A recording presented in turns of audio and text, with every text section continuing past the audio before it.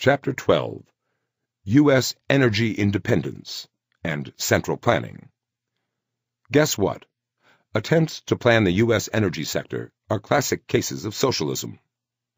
American advocates of socialist energy resort to crude nationalist appeals. The green agenda serves the interests of big business.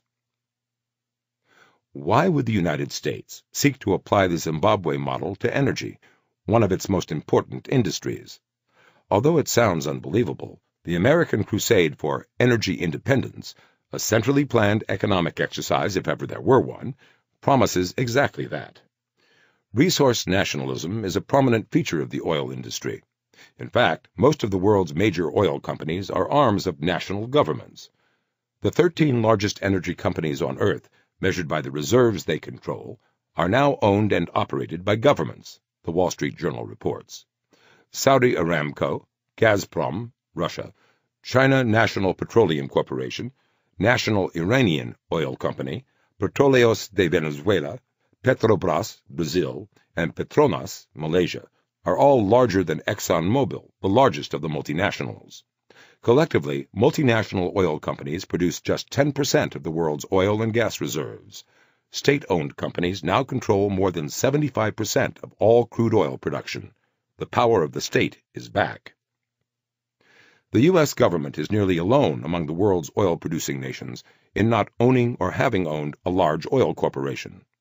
But even in relatively free-market countries such as the United States, the state is deeply involved in the energy industry. And in the emerging capitalist powers, oil often is the exception to the rule of free market reform. Ian Bremmer reports in Foreign Policy, Brazil's emergence as an investor-friendly free market democracy has been one of the world's most encouraging stories of the past several years. As Venezuela's Hugo Chavez perfects his Castro impersonation, Ecuador and Bolivia follow Chavez's example, and Argentina's economy flounders. Brazil's President Luiz Inácio Lula da Silva has maintained responsible macroeconomic policies, while redistributing wealth to narrow the still considerable gap between the country's rich and poor.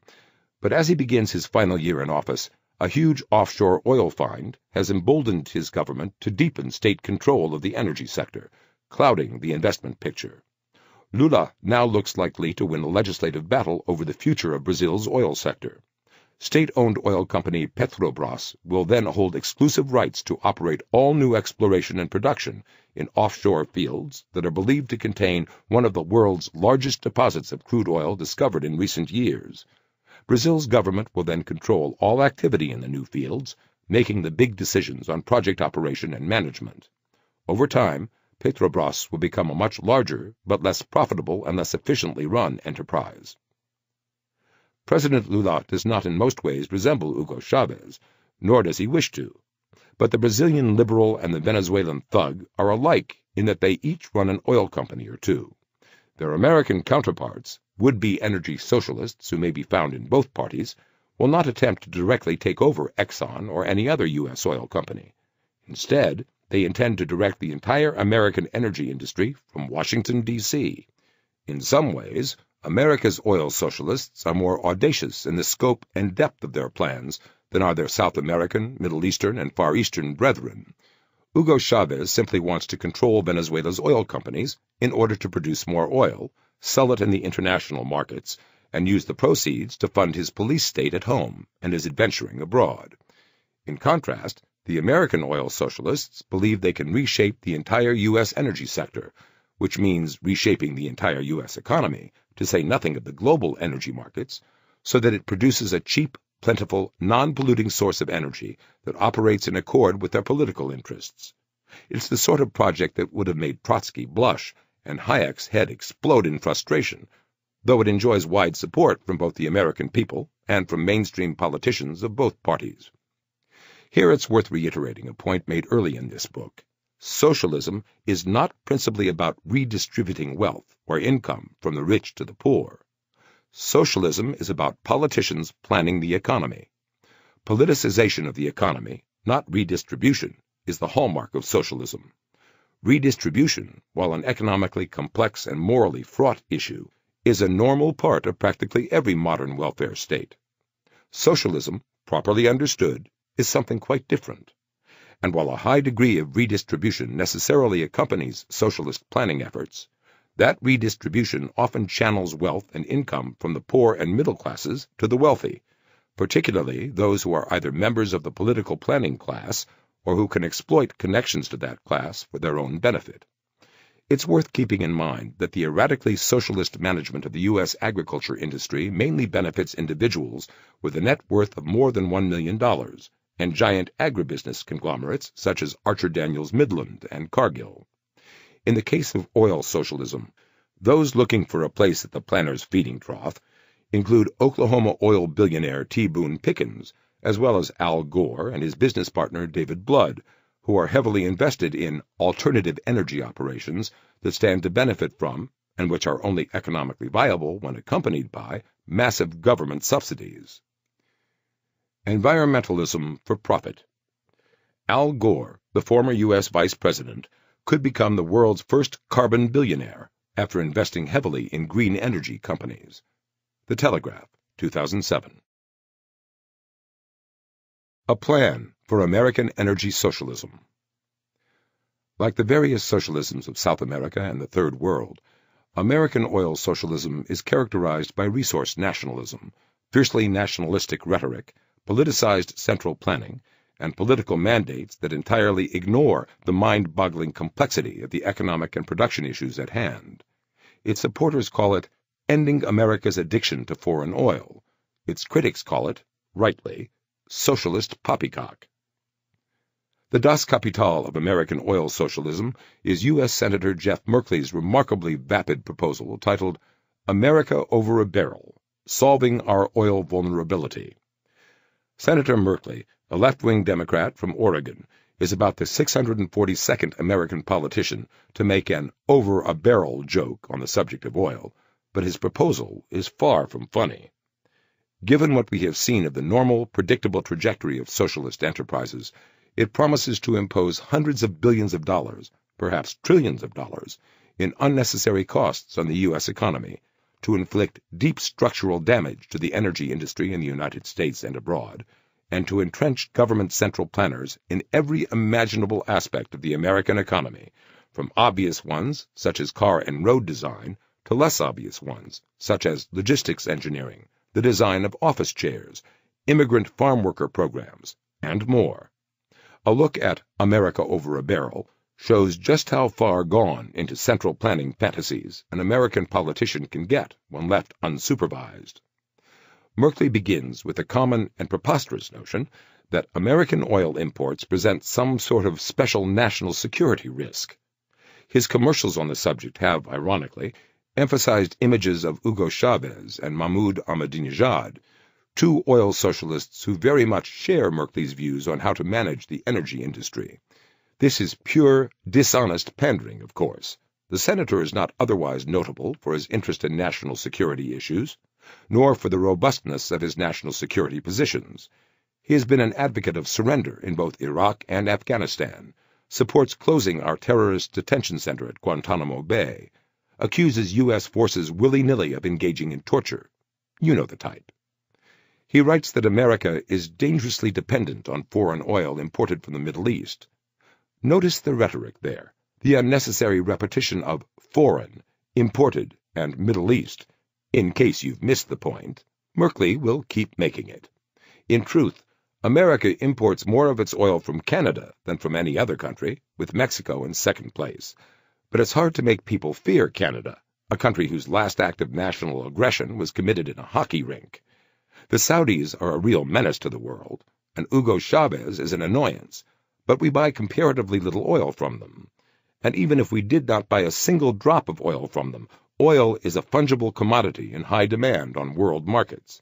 If the Saudis had to send their tankers east instead of west, it would be no skin off the emir's nose. But that kind of saber-rattling, even from a saberless sap like Merkley, is essential for selling oil socialism. It distracts Americans from the fact that Merkley and company are attempting to do for the oil sector what Chavez has done for Venezuela's oil industry, what Mugabe has done for Zimbabwe's farms, and what generations of political management have done for U.S. public schools.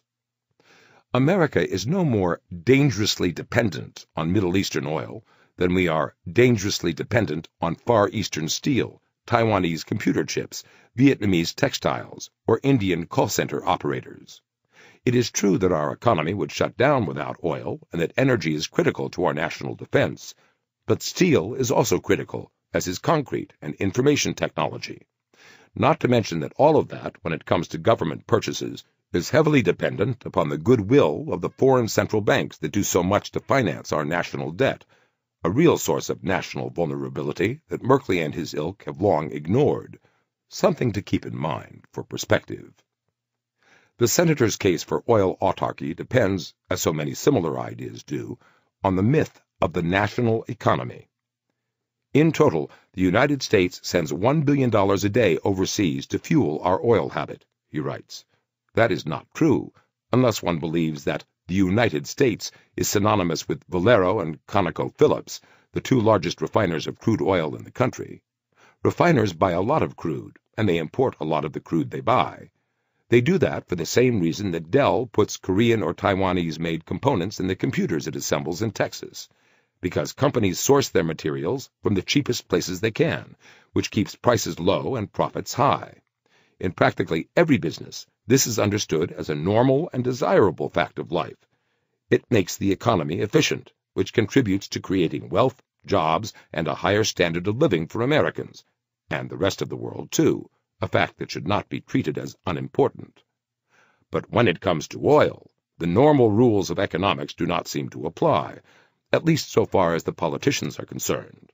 Of course, they will learn, the hard way, that there is no getting around the realities of supply and demand. Not that they will not try.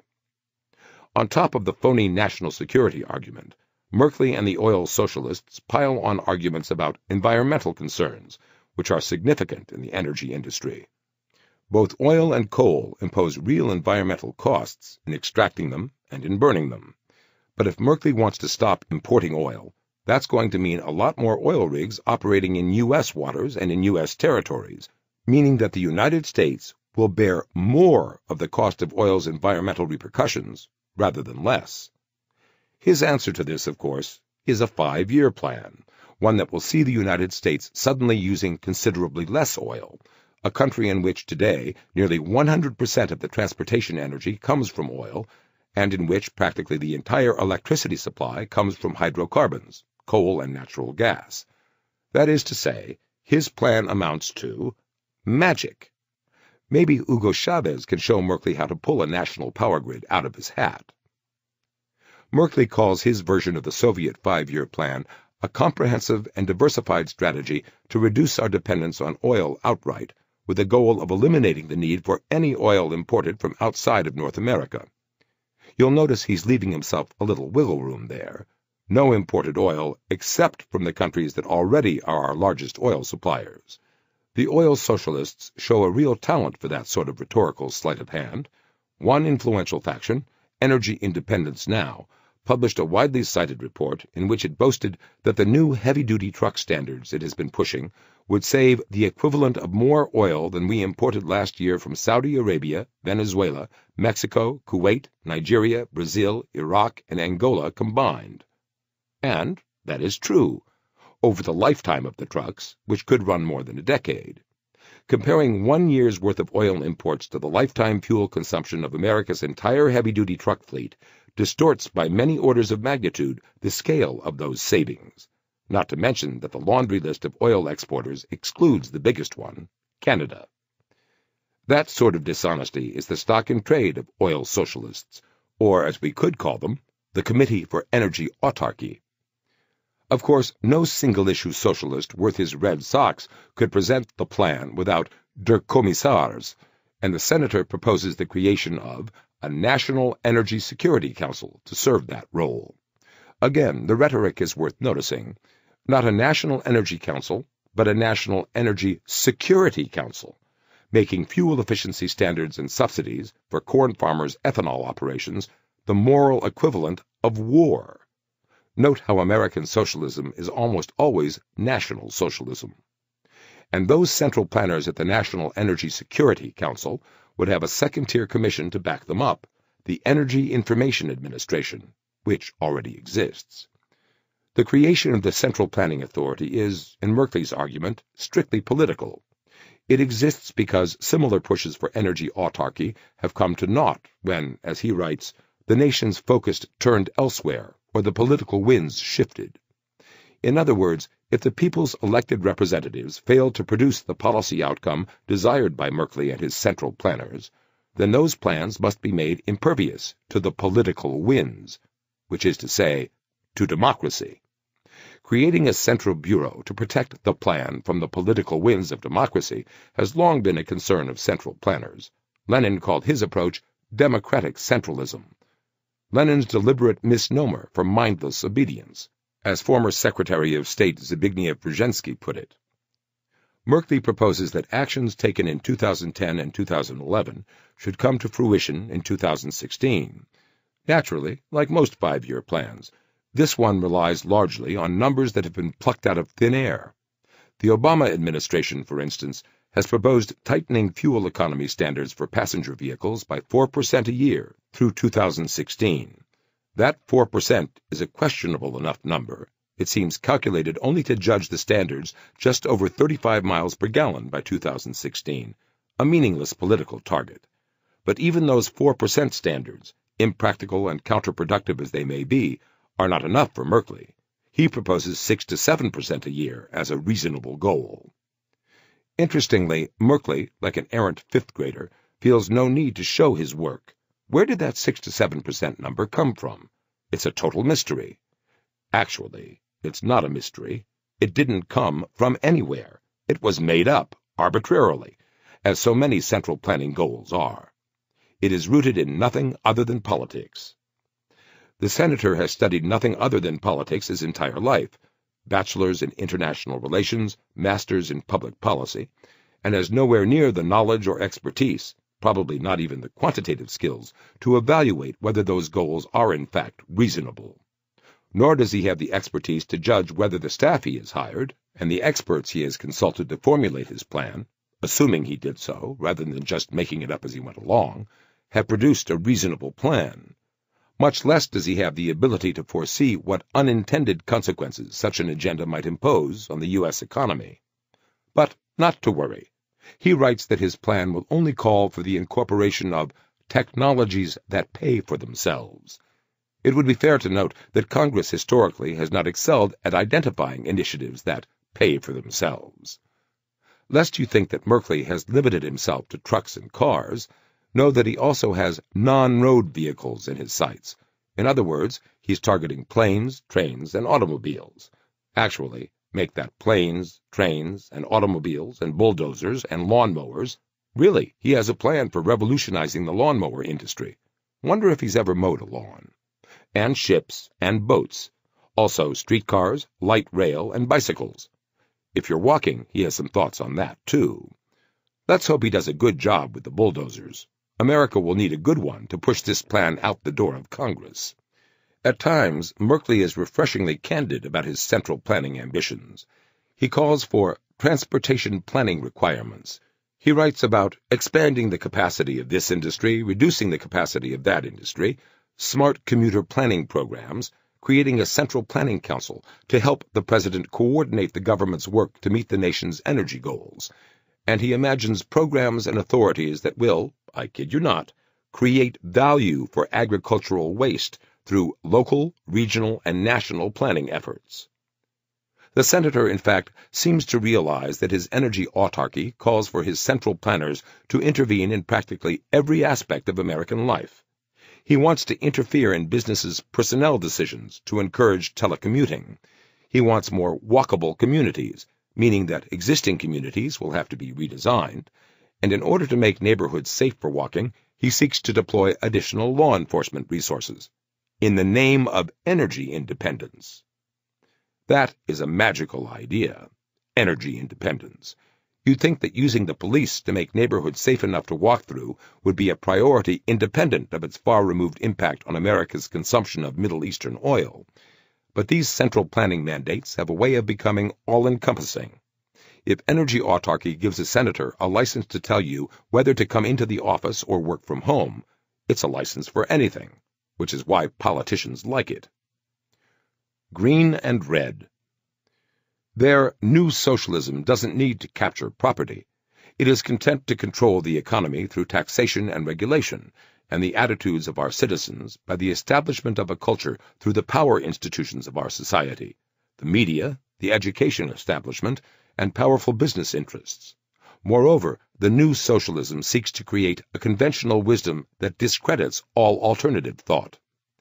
The liberal focus on green energy and green jobs are another means of taking control, for there is no free market involved, only government-controlled green energy and government-created green jobs, and cap-and-trade programs are put forward to control our economy in a way never before seen.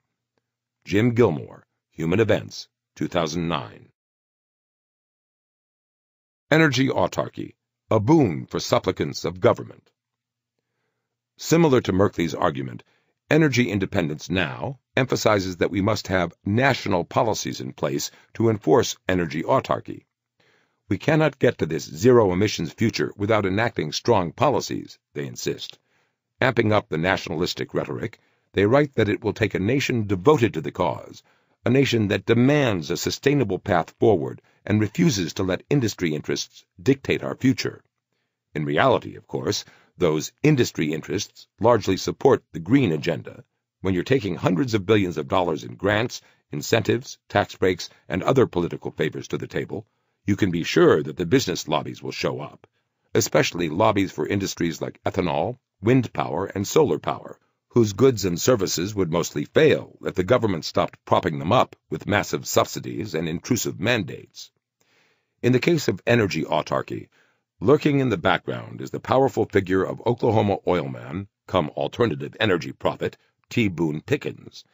In 2010, I had the unique pleasure of sitting down with Mr. Pickens to discuss his plan for mandating, through an act of Congress, that 18-wheel tractor-trailer trucks operating in the United States switch from using gasoline to using compressed natural gas.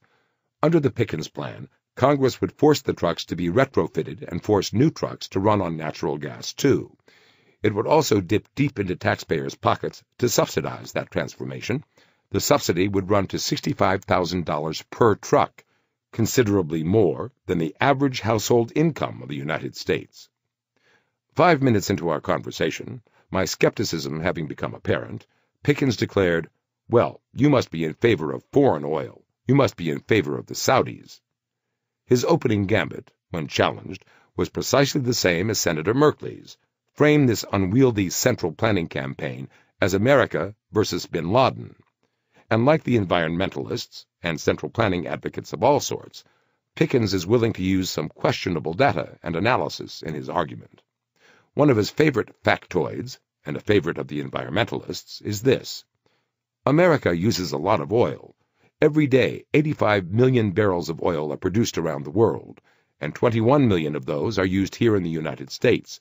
That's 25% of the world's oil demand, used by just 4% of the world's population. It is true that the 4% of the world's population who live in the United States consume 25% of the world's oil. They also produce 25% of the world's annual economic output. When one compares energy inputs to economic outputs, there is a close symmetry between consumption and production in the United States.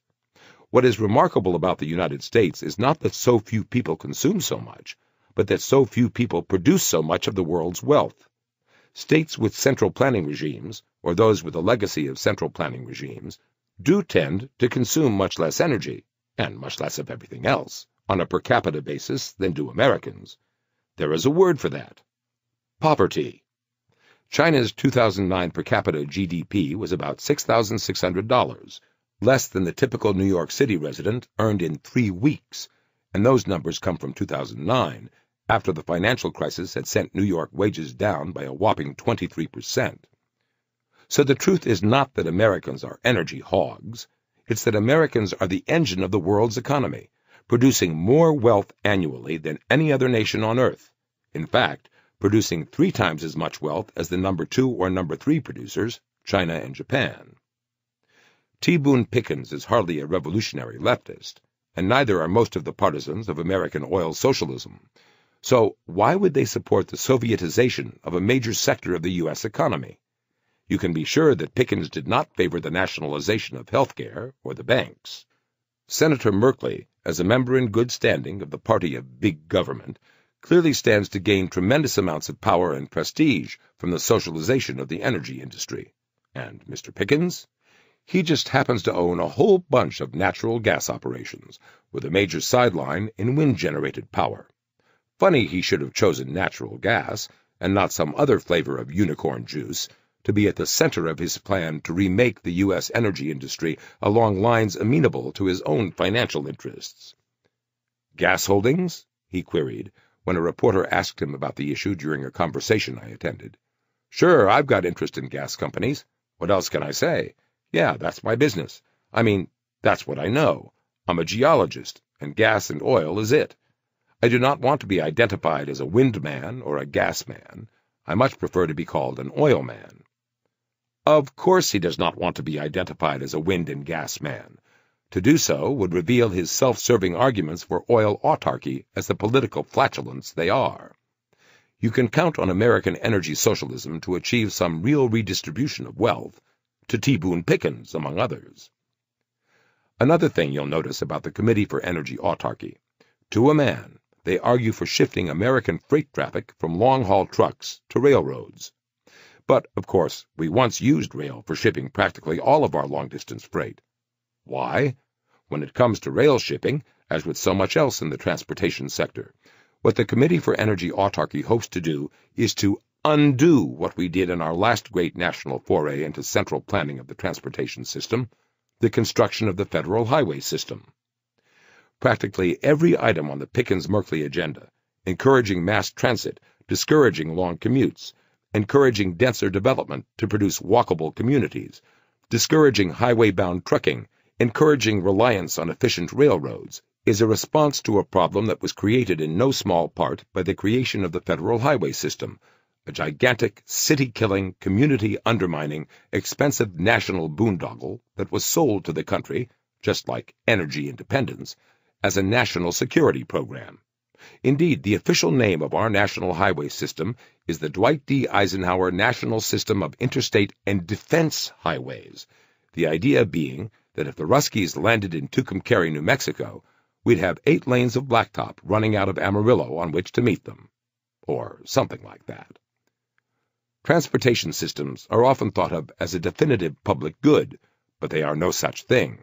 The first paved highway in this country and the first turnpike were built by private enterprise. So were the railroads. Even the New York City subway system has its origin in private enterprise. Charles Harvey's West Side and Yonkers Patent Railroad Company built the first mass transit train in the city, and other competitors soon followed suit. Hong Kong's subway is to this day privately run, at a profit, and it makes New York City's rat-infested metro look like something from the 19th century, which it is. The U.S. federal highway system is a perfect example of what a politician with a big plan and big power is capable of inflicting on a country in the name of intelligent economic planning.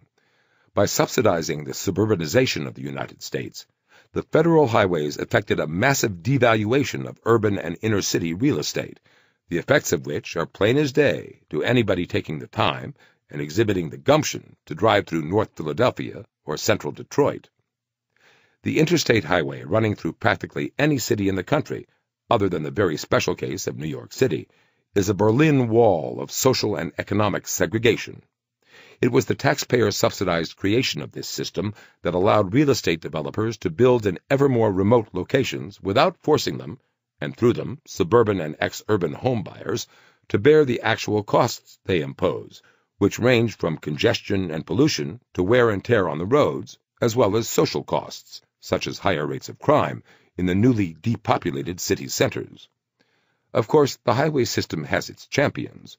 Consider this report from the 40th anniversary of the system's establishment by David Field at Inside the News.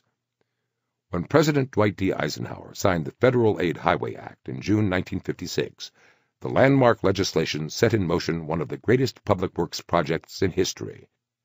The interstate system changed the way we live and the way we work, said FHWA Administrator Rodney Slater.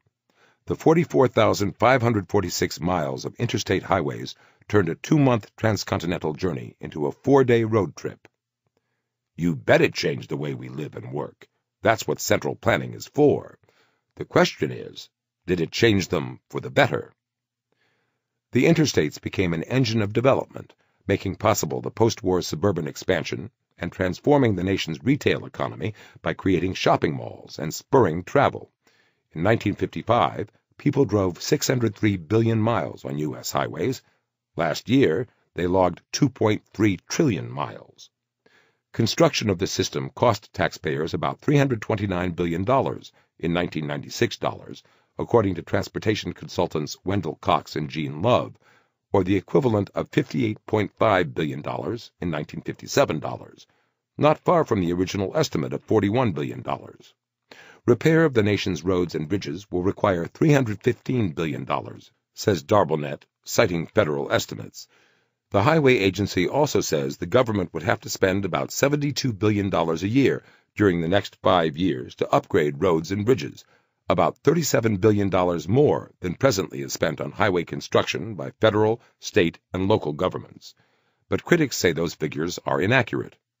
The American people have paid about $130 billion for the interstate system, counting taxes on gasoline and diesel fuel, argues Fay. Motorists pay 18.3 cents in federal tax on every gallon of gas, of which all but 4.3 cents goes into something called the Federal Highway Trust Fund, dedicated to maintenance and repair. Truckers pay 43.33 cents a gallon, with a similar 4.3 cents set aside for deficit reduction. To mask the true size of the federal deficit, however, every president since Richard Nixon has held highway spending below the level the trust fund would support. Where there is a user fee that will generate $30 billion in 1996 alone, there is no excuse for not dedicating those funds to safer roads and bridges, says Fay. In short, it's an expensive misallocation of transportation resources, one that's used to help hide the federal budget deficit to boot. It is a perfect example of the unintended consequences of attempts at central planning. If Eisenhower could have foreseen the massive costs that his highway system would have imposed on the United States, the direct economic costs of building and maintenance, the indirect economic costs borne by American cities and the people who live there, the social costs associated with the billions and billions of dollars in sprawl subsidies paid out through the highway system, the ecological costs, the scarring of the American landscape, would he have done things differently? He probably would have. He did not do so much to save his country from the Germans, only to give it a kick in the national shins when he got home.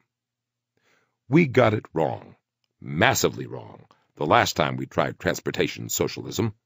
What reason is there to believe that advocates of energy independence, with their shaky facts, their dodgy data, their tired and familiar rhetoric about national security, will get it right? T. Boone Pickens has drilled a lot of dry wells in his day, but he did that with his own capital. How likely is it that a man who has gotten so much wrong in his own business is going to get it right, exactly right, when it comes to the incomprehensibly complex business of the entire nation? That's the problem with central planning. That's the problem with socialism. I have a scheme. T. Boone Pickens controls Mesa Energy, which plans to spend up to $10 billion building a gargantuan wind farm in rural Texas, whose value would be greatly enhanced amid the national effort that 80-year-old Pickens is proposing. His BP Capital hedge fund is heavily invested in natural gas as well as oil. It's amazing how many of the hundreds of news articles written about the proposal in the past 2 days have failed to mention Pickens' vested interests, while the Associated Press quoted him as making the following preposterous statement about his plan. I don't have any profit motive in this. I'm doing it for America. Back in April, he was more candid when speaking to The Guardian about his wind farm investment. Don't get the idea that I've turned green. My business is making money, and I think this is going to make a lot of money. Phil Matera, Pickens' Self-Serving Energy Plan, 2008.